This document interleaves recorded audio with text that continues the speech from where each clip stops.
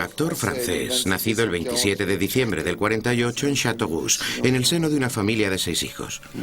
Libertad vigilada. A los 14 años vende pastillas de jabón en provincias, pantallas de televisión, entre tanto trabaja en la playa. Viaja por Europa.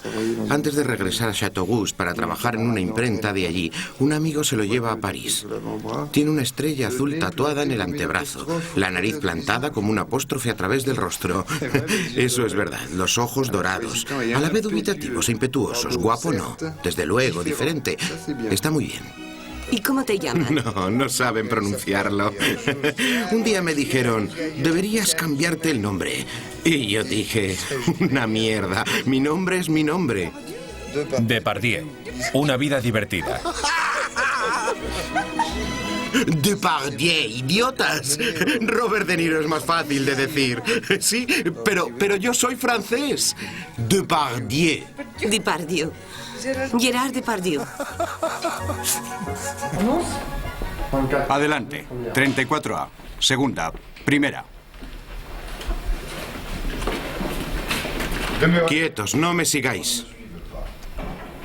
Príncipe, vengo a liberarle de mi promesa. Bien, despejad la sala, por favor. ¿A Roma?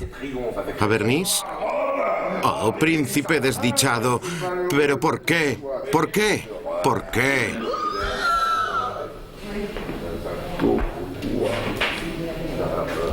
¿Qué tal?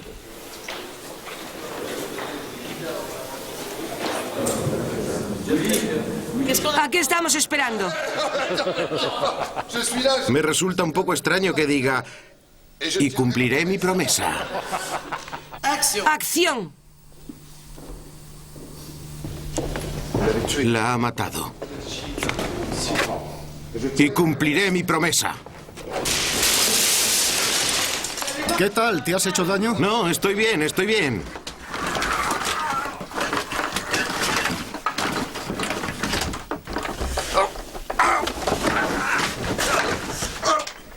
¿Estás bien? Sí. Bien, luces.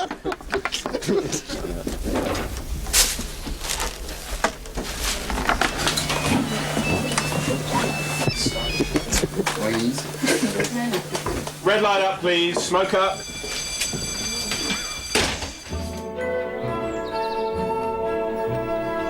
Eso es su viñón. Y esa prensa de ahí, la de madera, es la que lo fastidiaba todo. Otoño del 99, fin de la vendimia. Primera cita con Gerard Depardieu en sus viñedos. Desde hace 10 años ha devuelto el color a las viejas piedras del castillo. Es una de sus moradas la que ofrece más a gusto a la mirada del visitante. Pero, primera paradoja. Apenas llega, le espera un nuevo rodaje y después otro y otro más. Bebé. Deja de grabar y bebe. Y para esa máquina. Me vais a romper la silla. Venga, que esto da un calor horrible. Bien, podemos empezar. ¿Qué significa para ti este lugar? Bueno, este lugar es tal vez el que más se parece a mí. Es decir, las actividades de este lugar. Porque son las viñas. Me fascina la organización de los muros, de las plantas, de los árboles, de las cosas. Me fascina. Me asombra la vida que ha habido aquí en todas estas piedras, en todas partes. Este lugar es más de los que han vivido en él que mío. Yo tengo solamente el privilegio de estar aquí y contemplarlo. Pero no tengo ninguna sensación de ser el propietario. Además, tú no vives en el castillo. No. Vives enfrente. Vivo enfrente. Para contemplarlo. Sí. Y lo he hecho yo. He rehecho la techumbre. Está perfectamente cubierto. Voy a arreglar el interior porque yo no viviré allí de todas maneras, pero creo que la gente que está dentro se alegrará. ¿Nos vamos? ¿Nos seguís? ¿Vamos a los viñedos? Vamos a ir a ver la máquina. De acuerdo. Tal vez el lugar en el que me siento más a gusto es sobre mi moto, porque puedo mirar. Sobre mi moto estoy muy bien. Parece una estupidez, pero con mis amigos me siento bien en cualquier parte.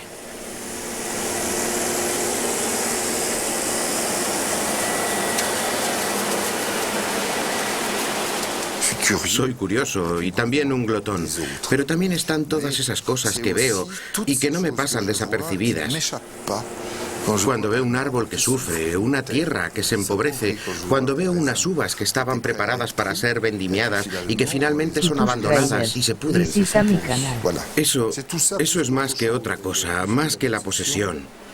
La suerte sí existe, consiste simplemente en contemplar todo lo malo y lo bueno que hay finalmente. La suerte consiste en poder vivir todos los momentos. La suerte es la vida.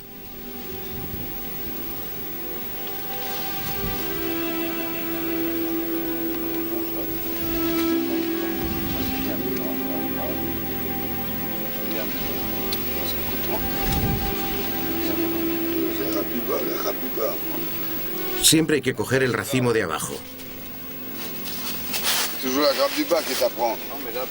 Toda la gente que se ha ido, pero que sigue ahí en él. No en el recuerdo, sino que sigue allí, en su... Cuando veo aquí a Carmé.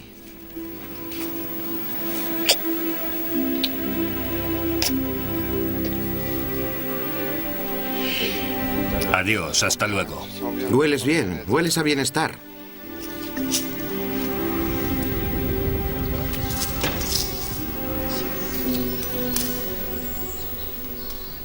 Cuando estamos a fondo en el presente, sin cálculos, sin trucos, sin gracia, tal como somos, solos. Solos, sí. Como cuando dormimos o como cuando acabamos. Esa es la fuerza del presente, ser como somos. To be o no to be.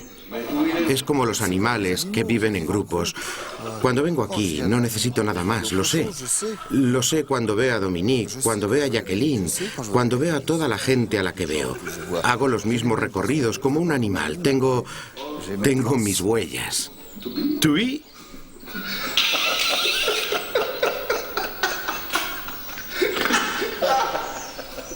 Sé que cuando me salgo de mis huellas, estoy al acecho y eso me impide estar en el presente. Y el presente, vivir en el presente es un gran privilegio porque cuando vivimos en el presente, estamos forzosamente cerca del amor. A principios de los años 70, Gérard Depardieu se hace notar en el teatro. Participa en obras de vanguardia puestas en escena por Claude Régis. En el teatro, dice, he aprendido a poner palabras a una emoción. Cuando pensaste en París, pensaste en el teatro, no en el cine, en el teatro. Era sobre todo una cuestión de comunicación. De igual modo, cuando pensé en París, podría haber pensado en música, pero no. Pensé en teatro, porque es la palabra, es el verbo. Era la única cosa que ponía en paz mis emociones. Que unas personas se pusieran bajo los focos y que hubiera otras que les observaran me parecía algo absolutamente indecente. Les atraemos, increíblemente indecente. Se puede juzgar a la gente al primer golpe de vista. Es cierto. Por ejemplo, mi madre es una persona muy frágil, un poco como mi mujer. Es muy robusta. Oh, sí, físicamente es irreprochable. Mi mujer tiene un aspecto... Sólido. Sí, sólido. Pero mi madre parecía realmente muy frágil. Y tuvo 7 hijos. Y además lo que decía me calmaba. Eliminaba el sentimiento de indecencia que tenía y de repente me hacía entrar en un lugar, en una visión tal vez casi cinematográfica de lo que decía el que estaba en escena.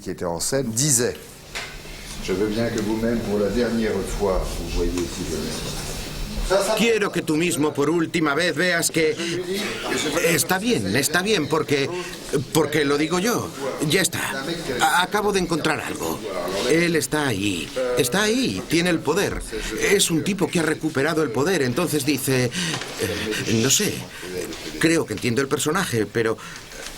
Quiero que tú mismo por última vez veas que... ¿Está bien así? Escuché esos versos dichos por otros alumnos en una clase y con su educación y siempre tropezaba con Pirro. Ya Pirro.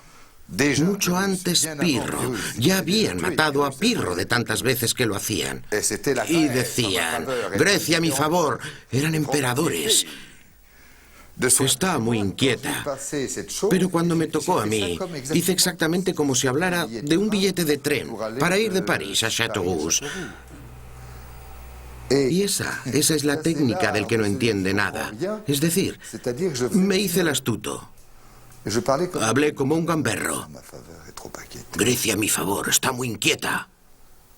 La he creído agitada por cuidados más importantes, señor. Y en el nombre de su embajador he concebido más grandeza en sus proyectos. Lo único que hacía era recitar apenas los versos de Racine, porque no los entendía. Pero mi sentimiento era acertado. Mi sentimiento era siempre acertado. A fin de cuentas, la cultura se hace para hablar de uno mismo. Y la mía estaba hecha verdaderamente para hablar de mí, para que la viviera. Y esa es la diferencia. Yo no quiero que la gente espere algo de mí. Lo que yo quiero es vivir. No quiero tener que rendir cuentas. Por ejemplo, en una actuación no intento simplemente complacer al cliente. No quiero agradar a toda costa. Tampoco pretendo desagradar, sino vivir. Pretendo vivir. En el arte teatral no hay nada sagrado.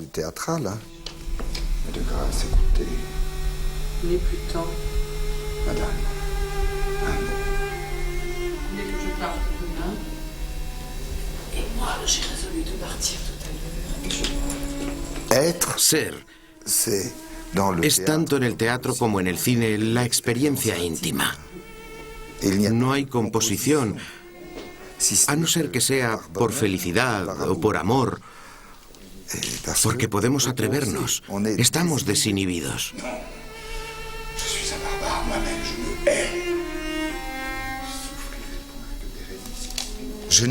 Yo nunca he tenido la impresión de haber aprendido ni de haber trabajado. En la familia de la que yo venía tenía la impresión de, no sé, como los médicos. Tenía la impresión de haber estudiado. Tuteaba a los grandes autores. Estaba con Racine. Es alguien que puede hacer cualquier cosa. Querido, tienes una forma de beber que te hace parecer un animal salvaje saciando su sed. Hacer de todo es aceptar en la vida las proposiciones vengan de donde vengan. La televisión la recluta para telenovelas o series a menudo improbables, pero hace falta pasar por eso mientras se espera al cine.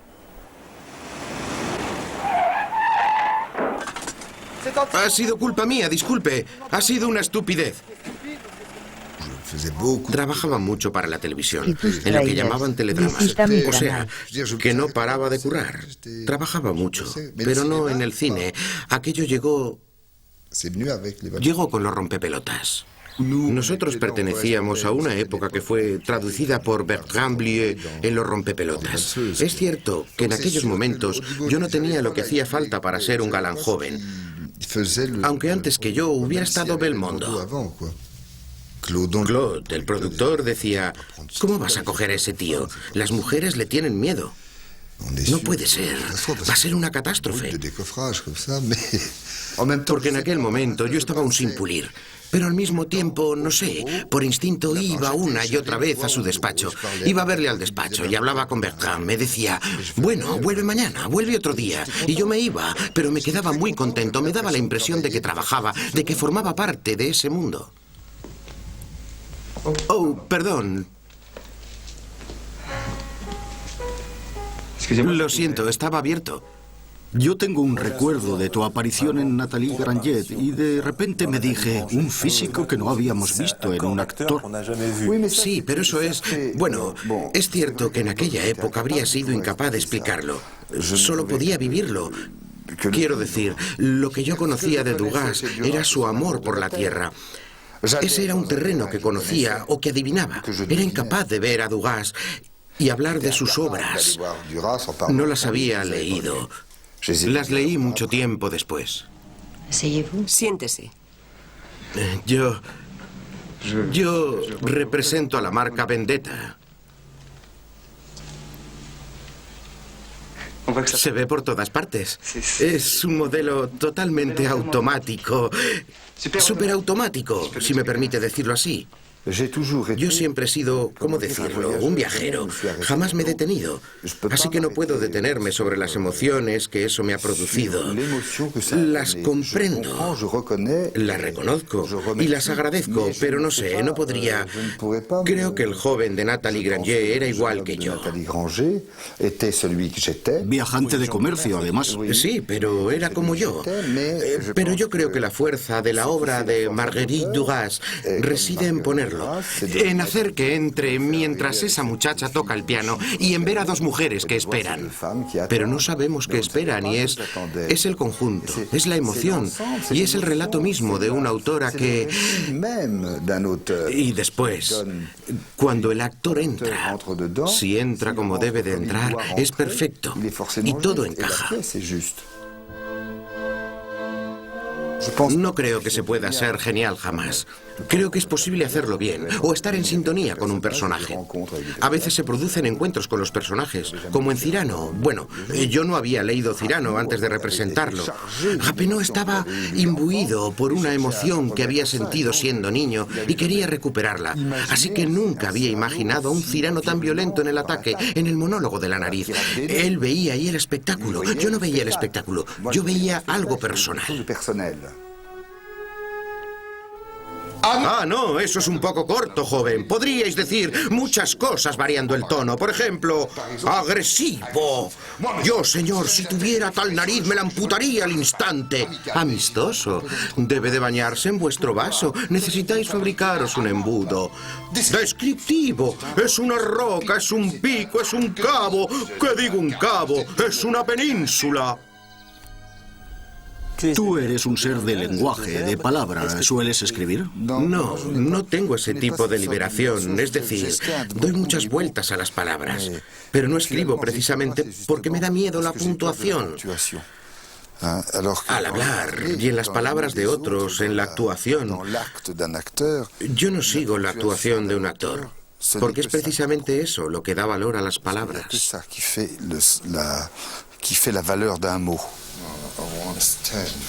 Y no soportaría que te castigaran. ¿Ves? ¿Ves? Es lo que dice aquí. No soportaría que te castigaran. Y después solo necesito. Solo necesito verte. Y se me olvida todo. Cuando ruedo en inglés es difícil. Tengo que adaptarme a ello porque, aunque esté acostumbrado a representar cosas que no entiendo, cuando debo hacerlo con un sonido y una música diferentes a las de mi lengua, es delicado.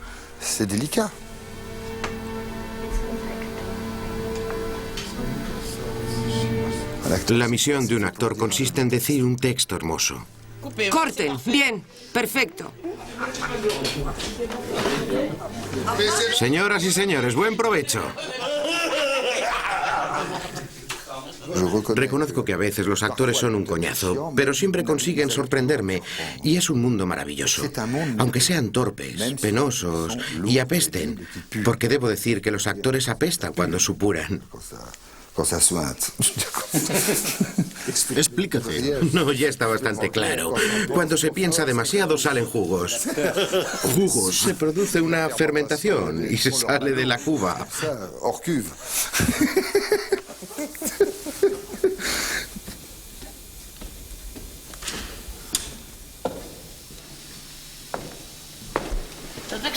¿Qué haces? Daniel, no avances, no te muevas.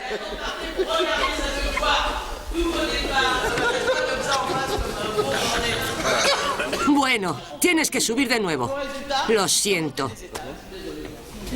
¡Vamos! Acción. Acción. Adelante, Giovanna.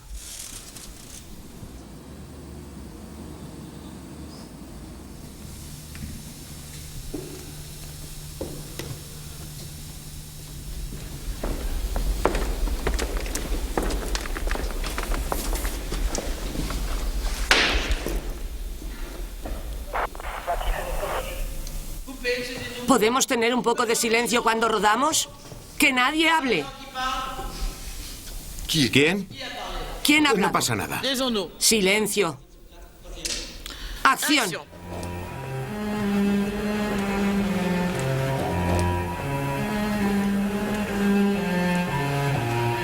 Aunque en la actualidad se le reprocha a veces a Gerard Depardieu, actor insaciable e incluso bulímico que se consagre a la televisión, ha explorado el cine a lo largo y a lo ancho, a todos los autores y todos los géneros.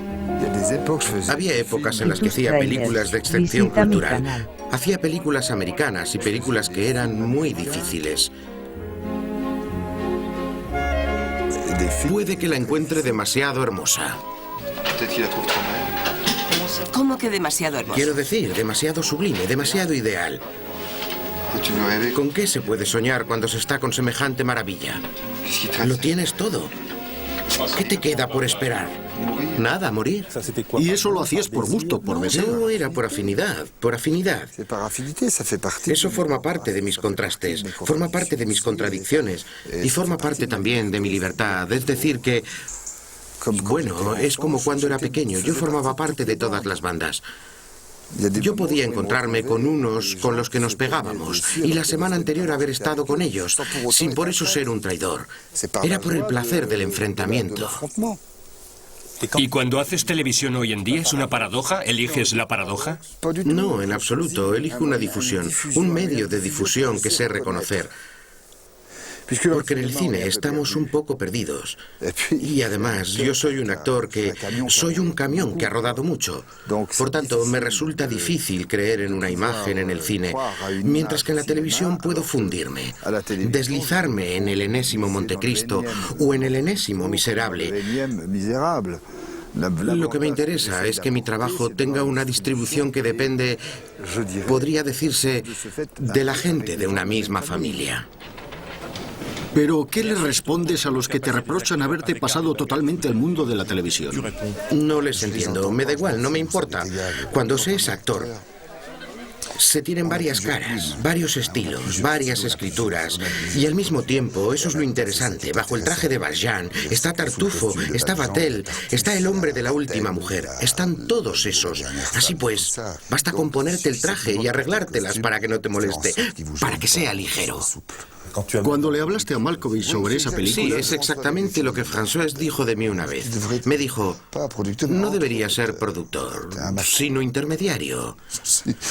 De modo que lo podríamos llamar así. Porque es cierto que hay...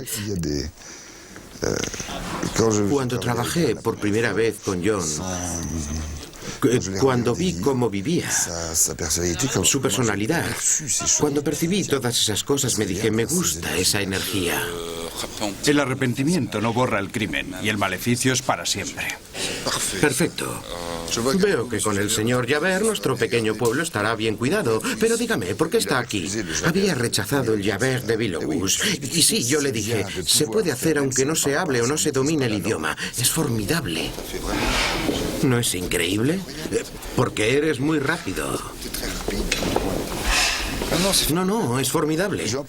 Lo conseguí diciéndole, no podemos hacer un Víctor Hugo en 2 horas y media. Víctor Hugo se hace en 8 horas. Es una... ¿Entiendes? Yo le dije, es eso. Y él me dijo, tienes razón, es eso. Y Hop vino. No puedo ir hacia allí diciendo, la ha matado. Tengo que ir hacia él.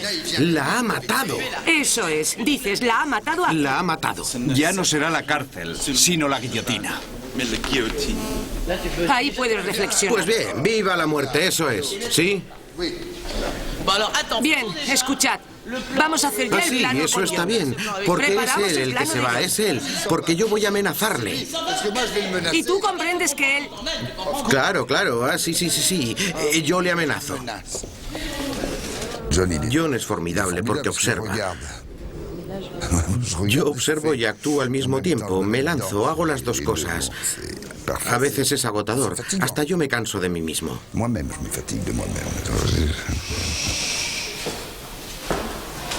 Sí, Carlos, ¿cómo estás? Silencio, por favor.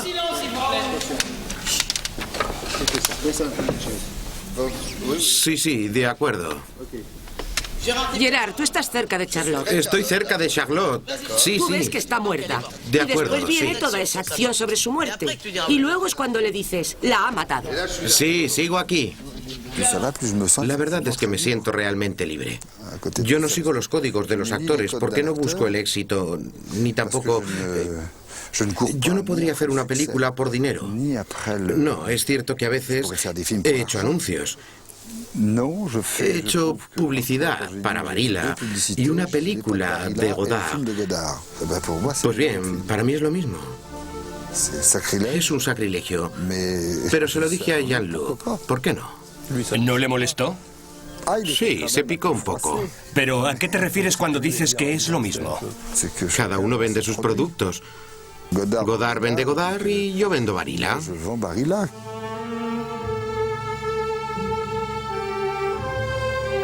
Una película con Godard, 4 con Pialat, con quien la relación fue a veces tormentosa. Pero este padre del cine sigue siendo para Gérard Depardieu un punto de referencia, por una cuestión de connivencia, de identificaciones recíprocas. Bueno, ¿qué? ¿Trabajamos? En Lulu tuvimos peleas. Sí, me gustaría, pero ¿dónde rodamos? Maurice cuenta una historia próxima a él. Es posible que se convirtiera en ese personaje tan odiado del que habla. En Lulu estaba interpretado por Guy Marchand, mientras que yo era el auténtico Lulu, es decir, yo encarnaba a Lulu, cuya pesadez al final era insoportable. Así que tal vez de ahí surgió la confrontación que al mismo tiempo formó parte del éxito. Normal, une claque, c'est rien. Les coups, machin, en disant non, c'est pas comme ça. Bon. En plus, dans une situation donnée. Hay gente que lo soporta más o menos bien. Hay gente que trabaja muy mal con Pilat. Pero yo, por ejemplo, en las 4 películas que he hecho con él, le he disfrutado mucho a pesar de los choques o los problemas. Eso no es nada, es simplemente que la sartén se pega un poco. Hay que frotar, hay que aclarar, hay que lavarla y se vuelve a empezar. Y se vigila. Bien, no me extraña, así es como te pagas las vacaciones en Egipto. Sí, es genial. No, muy bien. Es como si estuviéramos en el teatro. Yo utilizo ese tono. Si caemos todos en el mismo tono... Sí, vais uno detrás de otro. Y lo hacéis peor. Cuando alguien no está bien, arrastra a los demás. Es como las fichas de dominó. Podemos quedarnos todos en la cama o irnos de paseo. Es mejor que venir aquí todo un día para hacer este tipo de cosas. Hay muchos directores de cine que empujan a la gente, que hacen que la gente se enfrente a sus propias incapacidades. A mí me da igual, es decir, si alguien quiere enfrentarme a mi incapacidad, bien, no soy invulnerable, perfecto. Pero eso no es. Yo creo que se puede conseguir. Esa es la diferencia entre Godard y Truffaut. Por ejemplo, Godard puede presionar a la gente, mientras que con Truffaut todo sucedía en una especie de alegría y de sufrimiento, como dijo en El último metro. Pero era una alegría comunicativa, porque siempre había esa especie de alegría infantil, y además de placer, simplemente placer, como en Renoir, por ejemplo, placer, un placer malicioso. Nuestra colaboración en El último metro me dejó en las últimas porque había muchos personajes. Así que me dije que debíamos volver a reunirnos para hacer algo de más duración. Y aún no ha terminado. Eso es. Creo que fue Truffaut el primero que me habló de ello. Me dijo que debíamos hacer El Conde de Montecristo para televisión, con los americanos en inglés. Pero eso fue hace 20 años. Y después, como siempre yo, las cosas entran en mí y después maduran. Bueno, esto tardó 20 años en madurar. En fin, también hace falta que los demás estén preparados. Porque estas cosas solo se pueden hacer si los demás están emocionados. Yo no estoy emocionado porque ya he pensado en ello. Así que cuando veo que las cosas se empiezan a calmar, ¡paf!, es cuando actúo yo. ¿Preparados? ¡Acción! Es un buen momento, es formidable, porque todo se vuelve simple, aunque parecía terriblemente complicado. ¡Más deprisa, más deprisa! Se ven sueños y luego de repente apenas percibimos el color del sueño y ¡hop!, ya está hecho, pero es necesario que sea rápido. Si Truffaut hubiera vivido, yo creo que habría hecho más de una película por año y habría tenido otros objetivos.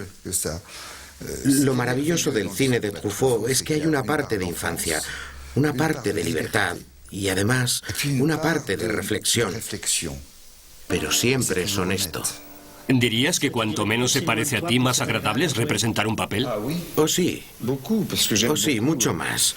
Porque a mí me gusta mucho trascender las cosas. Prefiero que me sorprenda lo que podría ocurrirme. Pero yo no. Yo no soy interesante. Soy casi una planta. Sí, ocurre lo mismo en el trabajo de los directores. El placer reside en dotar de verdad, de verosimilitud a las cosas extraordinarias. Yo creo que lo que le ocurre a Gerard es lo mismo. Si representa un personaje que no se parece a él, dotar de verosimilitud a ese personaje se convertirá en un juego emocionante para él. Cuando nos conocimos, yo era como... Era el medio. La tinta con la que era más fácil escribir en ese momento. Tuvo una tinta que era Antoine Donnel y después tuvo una tinta que era yo. Cuando hicimos La mujer de al lado, por ejemplo, era una tinta diferente de la de Antoine Donnel y del recuerdo de lo que él era, de la mezcla de su cultura, del cinéfilo, el provocador, el autor que era él.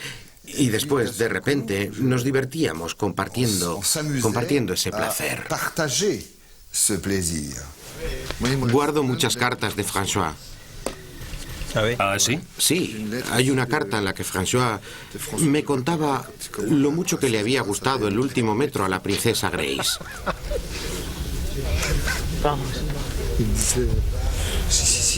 Sí, me decía, a Grace le gusta con el pelo corto, así que para la mujer de al lado tienes que cortarte el pelo, es lo mejor. Sé que tú quieres llevar el pelo largo, pero te aseguro que la princesa Grace dirá, no, de eso nada. Sí, porque después de todo ella había trabajado con Hitchcock, así que... Hitchcock la adoraba, era su actriz preferida. Sí. Su modelo. Si tuviera que expresarlo con palabras, y no es en absoluto para disculparme, diría que yo soy la fantasía del otro. Intento, siempre lo he sido y lo soy. Hago lo que el otro no hace. Y así he conseguido no pocos amigos. Pero al mismo tiempo, a veces es cansado. No es mi objetivo. Yo no me divierto siendo la fantasía de todo el mundo. O el autobús. Un autobús de fantasías. Sí, un autobús de fantasías. Vamos, subid todos. ¿Es la feria? No, eso no. No, yo creo que es mucho más sencillo. Sabía que iba a marcharse. Lo presentía.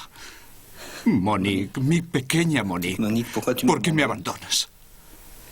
Pero yo estoy aquí. Yo voy a consolarte. Juntos estaremos bien. ¿Tú me querrás al menos? Claro que te querré. Voy a convertirte en una reina.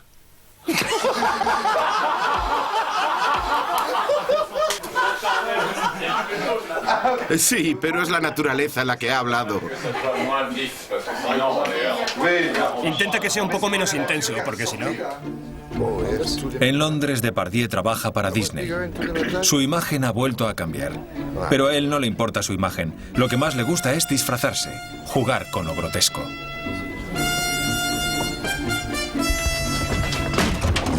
La imagen que transmito es la de un tipo exagerado, bocazas, un poco torpe.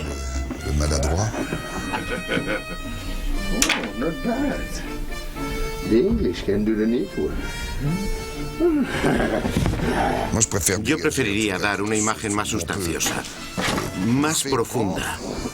Pero no es algo que me interese lo bastante como para negociar qué transmito y qué no. No me interesa.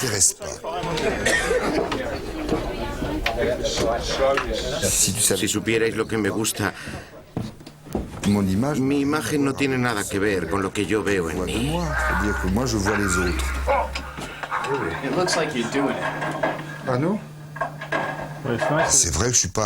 Es cierto que no soy un fan de este envoltorio, pero en cambio me gusta mucho lo que está escondido y surge de vez en cuando. Eso me emociona.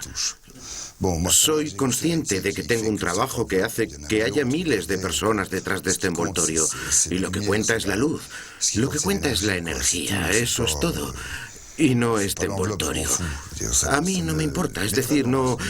Para mí es algo realmente anecdótico. Sé que cuando se está animado por un sentimiento y por una energía que apreciamos, sé que se puede. Pregúntale a José si está bien. No debe ser muy voluminoso, porque yo ya soy bastante voluminoso. Vas a coger frío. ¿Eh? Vas a coger frío. No, nos hemos colado con el pelo. On a bien fait de se gourer avec les cheveux. Oh, bordel. Ah bah oui. J'en ai marre de cette perruque. El hecho de no gustarse, como me ocurre a mí, ya no es no gustarse. Ha pasado a ser otra cosa. Digamos que ahora me produce una cierta ternura. Me digo, bien, así son las cosas, así son las cosas. Pero yo entiendo que este cuerpo no es mío. Simplemente forma parte del camino. Por eso yo no llevo equipaje. Llevo esto.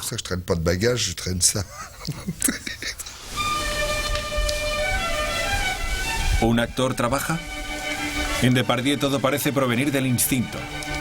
Existe una zona desconocida, secreta, de la cual surge esa energía que le permite pasar de un personaje a otro, de una época a otra. Esa zona es sencillamente la infancia. Ese momento difícil en el que el teatro y el cine le enseñaron la palabra. Para él, la infancia sigue siendo el oficio más bello del mundo. Cuando hice esa película que se llamaba Qué suerte ser profe, tenía una clase de jóvenes con sus códigos, que hablaban su propio idioma, que nunca habían hecho cine y que estaban haciendo de extras en una clase. 30. Mírame cuando te hablo, ¿entendido? No soy un perro, mírame. Al cabo de una semana de fastidiarme, comencé a meterme con ellos. No vas a fastidiarme solo porque seas negro. ¿Sabes siquiera lo que dices? ¿No estás harto de eructar las palabras? ¿No te gustaría a veces decir frases como los tíos que salen por la tele o los... no sé. ¿No te gustaría hablar sin acento, sin nada, sin colores? De manera que si no viera tu cara y me dijeras una frase, no supiera quién eres. Vas a repetir lo que te digo.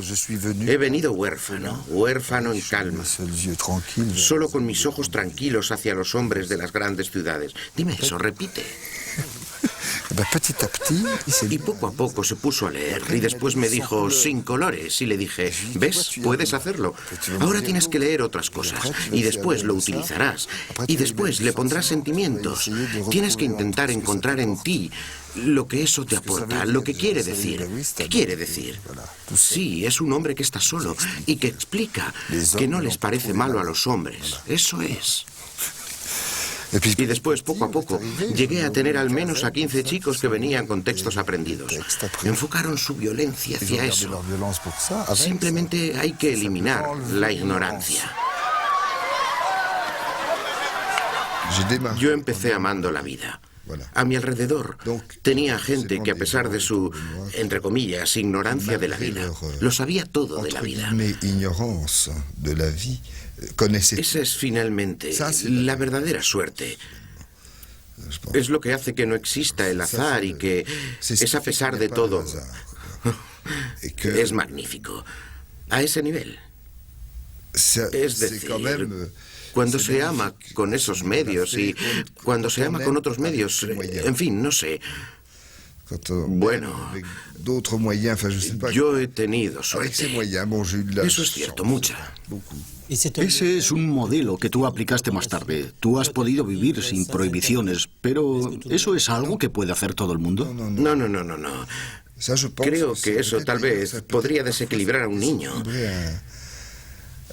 Es cierto que si pienso en Guillaume, si no hubiera podido identificarse, bueno, puedo decir que el modelo de mi padre no fue un padre como los demás, es decir, responsable de sus hijos y todo eso.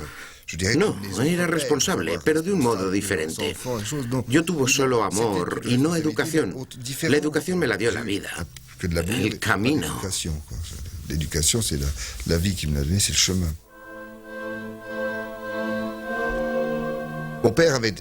Mi padre tenía un tatuaje y eso me marcó por la marginalidad y por el significado. Yo creía que todos los que llevaban un tatuaje tenían un secreto, una señal secreta. Y además el tatuaje representaba a la gente que estaba un poco fuera de la ley, fuera de las normas. Finalmente sí que se produjo una identificación con mi padre, pero es raro, porque él llevaba una estrella fugaz aquí, en el músculo. Y yo no sabía por qué, porque no conocía gran cosa de la vida de mi padre. A veces, cuando estaba borracho, hablaba en español o en gitano. Y por otro lado, mi padre era una persona que no sabía leer ni escribir, eso es cierto, pero podía hablar en otros idiomas y siempre decía, yo soy un ciudadano del mundo. Me trae sin cuidado la gente que nos cataloga. Por eso yo me hice esa pequeña estrella, que aparece en Matrimonio de Conveniencia. La estrella fugaz era mucho más hermosa, pero yo no me la puse porque ya estaba en el músculo de mi padre. Así es el corazón, amor mío.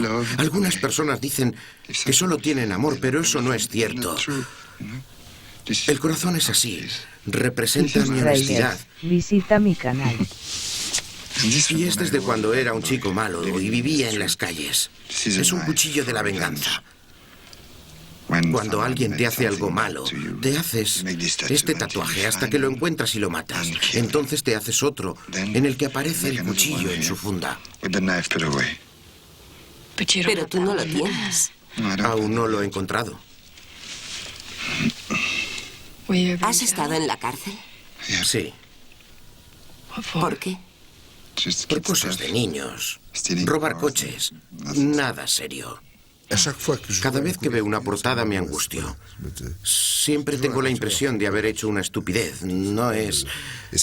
Me angustia de verdad. Nos has dicho que te da miedo que hablen de ti. ¿Qué quieres decir? Sí, bueno, no sé.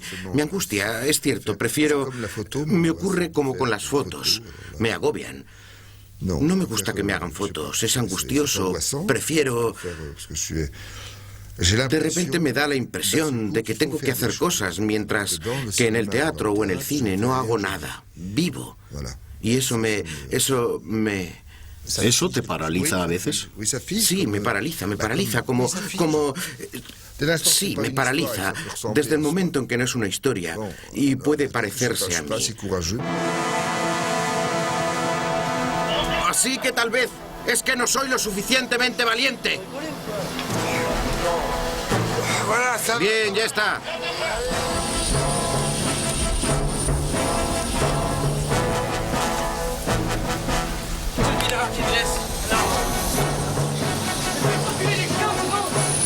Es cierto que el cine se puede parecer a una conquista, porque cada película es importante. Cada película puede ser una victoria o una derrota. En un rodaje no se puede pensar. El que piensa está perdido. Hay que actuar. Es como si tienes unos fusiles delante y te pones a pensar. A ver, si voy por ahí... No, estás muerto. Hay que lanzarse.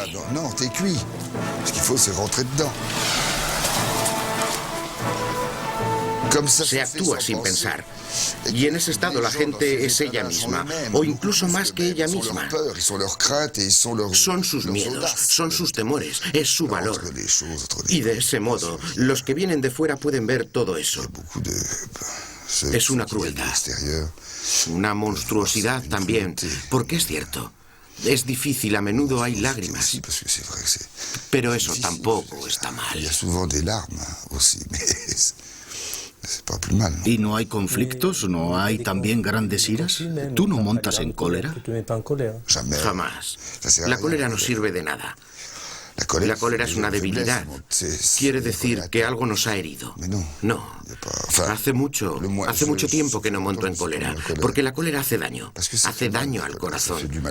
Hace que nos hinchemos. Nos perjudica. Así que yo la evito.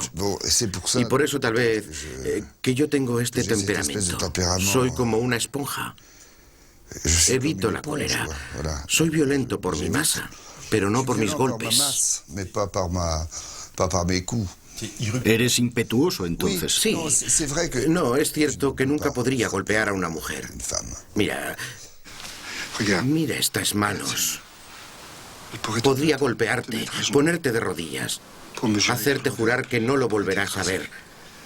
Podría aplastarte, pero no hago nada. Están tranquilas.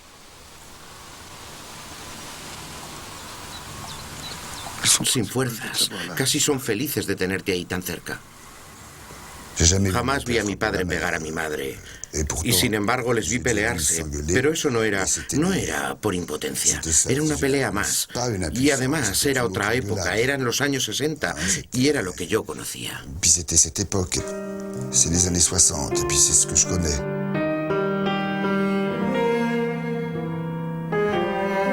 Gérard Depardieu se implicó mucho en esta película que realizó él mismo. Incluso se ofreció a rodar de nuevo el final solo para ser fiel a su concepción de la vida.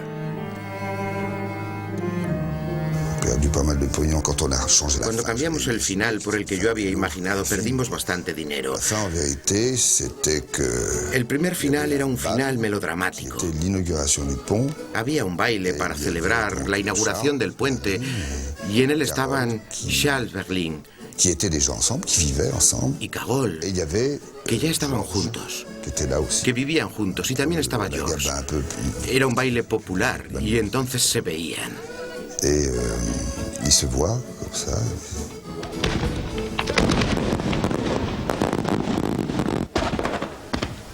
Te pido perdón. Y de repente ella se va.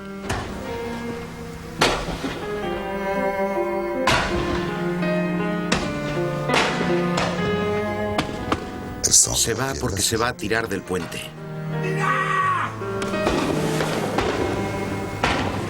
Y él la salva. Le dice, pero el amor es otra cosa. Es otra cosa. Pero el amor es otra cosa. Somos demasiado pequeños. Demasiado pequeños. El amor es cuando lo hemos perdido todo, cuando no queda nada. El amor no es de nadie, es un regalo del cielo. Leído era muy hermoso. Yo aún tengo esa idea un poco infantil de salvar a alguien al mismo tiempo que al amor. Era... En fin, sobre el papel era muy bonito, pero nos pasamos una semana por la noche rodando la escena, con especialistas. Estábamos en el Louvre. Fue un coñazo, y después lo montamos y me dije, espera, esto no puede ser. Te habían dado el mejor papel, saltaba... No, le habían dado el mejor papel al amor, le habían dado el papel a la sociedad burguesa. Y entonces me dije, espera, creo que... miré a Freddy, a Carol. Hay que tomárselo con calma. Hay algo que no funciona. No había pasado mucho tiempo, solo tuvimos que montarlo. Jacques Barre estaba con nosotros y dijo, por lo menos hace falta una semana, eso es mucho dinero. Y yo le dije, mala suerte, amigo, mala suerte. Es un error. Puedo cometer un error. Es el primero. El dinero es nuestro. No lo hemos robado. Y luego le dije, creo que será lo mejor. Así. 23 francos. Quédese con el cambio. Gracias. Que tenga un buen día. Y después, poco a poco, llegamos a este final de... ¿Tienes ¿Tienes un diésel? Visita mi canal. ¿Tienes un diésel? Sí. Es un coche muy bonito. ¿No es un poco pesado? No. Tienes buen aspecto. He estado en los Alpes, esquiando. ¿Tú esquiando? Sí. Tú has engordado un poco, ¿eh? Oh, sí, es mi naturaleza. Debes pensar...